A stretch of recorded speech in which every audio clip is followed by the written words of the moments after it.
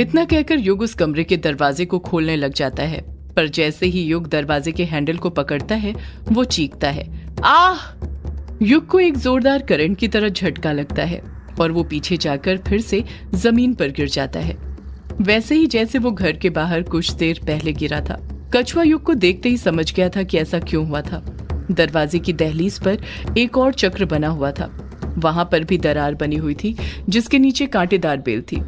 कछुआ और कायर दोनों की ही उस दरार पर नजर पड़ गई थी सिवाय युग के, क्योंकि वो हड़बड़ाया हुआ था, जो उसे देखकर ही समझा जा सकता था। उसे जल्दी से जल्दी अपने पिता का शरीर ढूंढना था। युग गुस्से के साथ दरवाजे को घूरने लग जाता है। वो गुस्से के साथ उठता है और उसके उठने के साथ ही कांटेदार दरार भी ऊपर उठ जाती है, जो देखते ही देखते घर की छत तक पहुंच गई थी। युग वापस से मंत्र पढ़ते हुए अपनी शक्ति का प्रयोग करके उस कांटेदार दीवार को तोड़ने की कोशिश करने लग जाता है। कांटेदार दीवार के अंदर से ग्रीन और युग के हाथ से रेड लाइट निकलने लग गई थी, जो एक दूसरे से टकरा रही थी। युग अकेले ही कांटेदार दीवार को तोड़ने में लगा हुआ था। ऐसा लग रहा था जैसे उस दीवार को तोड़ने के लिए उसे किसी की मदद की जरूरत नहीं थी, वो अकेला ही काफी था। कछुए को लगा था इस बार तो युग जरूर उसे मदद के लिए बुलाएगा, पर युग था कि अकेले ही दीवार तोड़ने में लगा हुआ था। कछुआ युग को देखते हुए मुंह बनाते हुए मन में सोचता है, ठीक है, अगर इसे अकेले ही सब कुछ करना है तो वही सही, मैं भी इसकी मदद नहीं करूंगा। देखता हूँ कब तक इसका शरीर साथ देता है। जब ये थकेगा ना तो खुद इसे मेरी याद आने लग जाएगी और ये मुझसे मदद मांगने लग जाएगा। कायर भी डर कर कछुए के पीछे ही खड़ा रहता है, कुछ नहीं करता है। युग अकेला ही अपनी शक्तियों का प्रयोग करके उस कांटेदार दीवार को तोड़ रहा था। इस बार उसे पहले से भी ज्यादा वक्त लग रहा था उस कांटेदार दीवार को नष्ट करने में। जैसे जैसे वक्त बीतते जा रहा था, युग की शक्ति भी कम होते जा रही थी। वो थकने लग गया था और वो थकान उसके चेहरे पर आती पसीने की बूंदों को देखकर साफ समझ आ रही थी। युग कमजोर पड़ने लग गया था, पर फिर भी वो मंत्र पढ़ते हुए दीवार को तोड़ने में लगा हुआ था। कछुए को लगा था कि अब तो युग जरूर उसकी मदद मांगेगा, पर युग था कि अकेले ही दीवार तोड़ने में लगा हुआ था। कछुए की तरफ देख तक नहीं रहा था, उसका पूरा ध्यान कांटेदार दीवार की तरफ था। कछुआ सोच ही रहा था कि कब युग उसकी मदद मांगे और वो उसकी मदद करने जाए। युग कछुए से मदद मांगता उससे पहले ही युग अपनी शक्ति से वो कांटेदार दीवार को पूरी तरह से नष्ट कर देता है, उसे भी बाकियों की दीवार की तरह जला देता है। उस कांटेदार दीवार के टूटने के साथ ही एक तेज सफेद रोशनी होती है, जिस कारण युग, कछुआ और कायर तीनों को ही कुछ दिखाई नहीं देता है। कायर अपनी आंखों पर हाथ रखते हुए कहता है, अरे ये क्या हो रहा है, मुझे कुछ दिखाई क्यों नहीं दे रहा है। कछुआ भी अपनी आंखों पर हाथ रखते हुए कहता है, ये क्या हो गया। युग खामोश ही रहता है। अगले ही पल जब वो सफेद रोशनी कम होती है तो वो तीनों देखते हैं कि उस कांटेदार दीवार के जलने के साथ ही वो दरवाजा भी जल गया था, जो कुछ देर पहले वहां मौजूद था।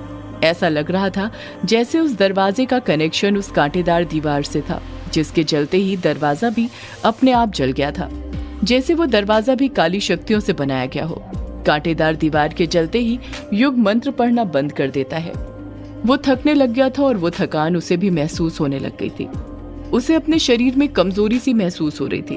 उसके सीधे हाथ की चींटी उंगली अपने आप हिलने लग गई थी।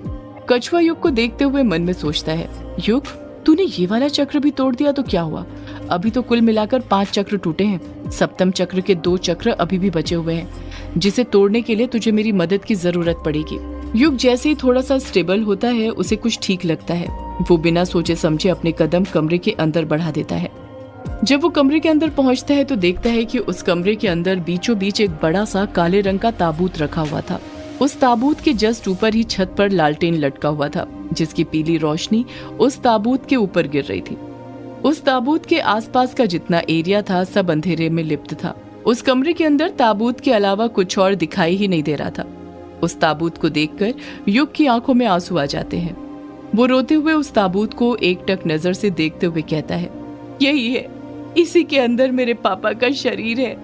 कछुआ और कायर को तो अभी भी युग की बातों पर यकीन नहीं हो रहा था कि सच में उस ताबूत के अंदर युग के पापा का शरीर था, वो ताबूत जिसे उन्होंने अभी तक खोला तक नहीं था। युग उसके अंदर अनुराग का शरीर रखे होने का दावा कर रहा था। कछुआ युग को घूरते हुए कहता है, तू कैसे कह सकता है कि इस ताबूत के अंदर तेरे पापा का ही शरीर है। युग ताबूत की तरफ ही देखते हुए रोते हुए कहता है, मैंने कहा ना, मैं अपने पापा के शरीर को महसूस कर सकता हूँ। ऐसा लगता है वो मुझसे जुड़े हुए हैं और वो यहीं पर है, इसी कमरे के अंदर, इस ताबूत के अंदर। उनका शरीर इसी ताबूत के अंदर है। कछुआ, मैं सच कहता हूँ, मेरी बात का यकीन कर। कछुआ मन में सोचने लग जाता है, ये युग इतने कॉन्फिडेंस के साथ कैसे कह सकता है कि इसी ताबूत के अंदर अनुराग अंकल का शरीर है। कायर मन ही मन सोचने लग जाता है, अगर एक बार के लिए मैं मान भी लूं कि इस ताबूत के अंदर अनुराग अंकल का शरीर है, तो फिर भी उनका शरीर इतने सालों तक किसने संभाल कर रखा था, वो भी इतनी हिफाजत के साथ इस ताबूत के अंदर। युग की जेब में अनुराग का पेन रखा हुआ था, वही पेन जो जाते वक्त उस काले साए ने युग को दिया था ताकि युग अपने मकसद से भटके ना। उस पेन के अंदर भी मूवमेंट होने लग गया था। वो पेन युग की जेब में ही हिलने लग गया था, पर युग का इस चीज पर अभी ध्यान नहीं था। उसका पूरा ध्यान एकटक नजर से ताबूत को ही देखने में लगा हुआ था। कायर और कछुआ इसी सोच में खोए हुए थे कि उस ताबूत के अंदर अनुराग अंकल का शरीर था या नहीं। वो दोनों ये सोच ही रहे थे कि युग उस ताबूत की तरफ अपने कदम बढ़ाने लग जाता है। जैसे जैसे युग उस ताबूत की तरफ अपने कदम बढ़ाते जा रहा था, उसके हाथ की कलाई पर जो चौथा इन्फिनिटी का निशान आया था, उसके अंदर तेजी से मूवमेंट बढ़ गया था। ऐसा लग रहा था जैसे वो इन्फिनिटी का निशान अपनी ही जगह पर गोल गोल घूम रहा हो।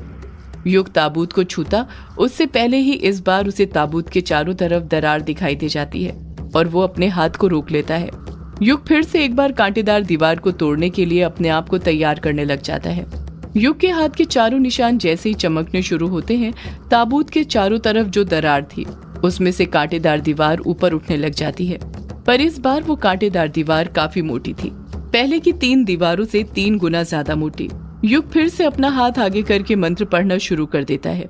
उसके हाथों से आग की तरह लाल रोशनी निकलती है और दीवार से निकलती हुई हरी रोशनी से टकराने लग जाती है। कायर और कछुआ जहाँ पर थे वहीं पर खड़े रहते हैं।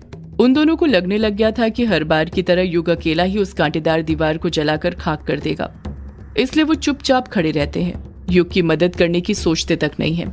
युग दीवार को जलाने की कोशिश कर ही रहा था कि तभी वो कमजोर पड़ने लग जाता है। उसके पैर डगमगाने लग जाते हैं, हाथ कमजोरी के कारण हिलने लग जाते हैं। वो उस दीवार के एक प्रेजेंट हिस्से को भी नुकसान नहीं पहुंचा पा रहा था और वो थकने लग गया था। देखते ही देखते वो इतना कमजोर हो गया था कि कांटेदार दीवार से निकलती हुई हरी रोशनी उस पर हावी होने लग गई थी और धीरे धीरे उसके हाथ से निकलती हुई लाल रोशनी को कम करते हुए उसकी तरफ बढ़ने लग गई थी। युग पूरी तरह से पसीने से भीग गया था।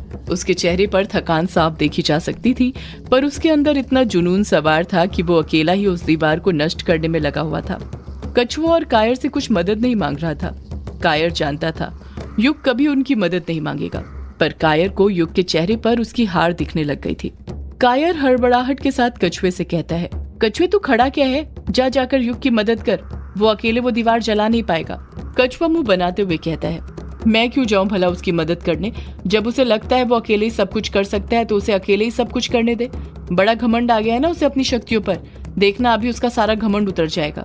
कायर कछुए पर गुस्सा करते हुए कहता है, कछुए युग का घमंड उतरे या ना उतरे पर उसकी जान जरूर उसके शरीर से उतर जाएगी। तू जानता है ना उसे, वो अब पहले वाला युग नहीं रहा जिसे हमारी मदद की जरूरत पड़ेगी। वो अभिमन्यु से झगड़ा करके आ रहा है तो फिर तू तो कछुआ ही है, वो तेरी मदद नहीं मांगेगा। तू खुद जा और जाकर उसकी मदद कर। कछुआ युग की तरफ से अपनी नजरें फेरते हुए कहता है, नहीं मैं उसकी मदद करने नहीं जाऊंगा। कायर कछुए को अच्छे से समझाते हुए कहता है, जिद मत कर कछुए, जरा देख वो हरी रोशनी युग के पास पहुंचने लग गई है और तू भी जानता है अगर वो रोशनी युग के शरीर को टच भी हो गई तो क्या होगा, उसका शरीर यहीं पर जलकर खाक हो जाएगा। और भूल मत, तूने अभिमन्यु से क्या वादा किया है, तुझे युग की हिफाजत करनी है। कायर जैसे ही ये बात बोलता है, कछुआ तुरंत युग की तरफ अपनी नजरें करता है और जब वो देखता है कि युग कमजोर पड़ने लग गया, घुटनों के बल बैठने लग गया था और वो हरी रोशनी युग के करीब पहुंचने लग गई थी। वो हरी रोशनी युग को छूती उससे पहले ही कछुआ तुरंत उसके बगल में जाकर खड़ा हो जाता है और मंत्र पढ़ते हुए उस दीवार को नष्ट करने में युग की मदद करने लग जाता है, ठीक उसी तरह जिस तरह सबसे पहले युग ने कछुए की मदद करी थी। ऐसा लग रहा था जैसे कछुआ हिसाब बराबर करने के लिए युग की मदद करने गया हो। कछुआ और युग दोनों अपनी शक्तियों से उस कांटेदार दीवार को नष्ट करने लग जाते हैं। कछुए को अपने बगल में खड़ा देखकर युग को भी हिम्मत मिलने लग गई थी। उसे लगने लग गया था कि उसे कछुए को अपनी मदद के लिए पहले ही बुला लेना चाहिए था। उसे लगने लग गया था कि अब वो अकेला नहीं था, बल्कि उसके साथ उसके दोस्त खड़े थे। युग और कछुआ ने अपनी पूरी जान लगा दी थी उस दीवार को नष्ट करने में, पर वो बाकी की सभी दीवार से सबसे ज्यादा मजबूत थी, जिसे नष्ट करने में उन्हें काफी मुश्किल हो रही थी। सिर्फ युग ही नहीं, अब तो कछुआ भी थकने लग गया था।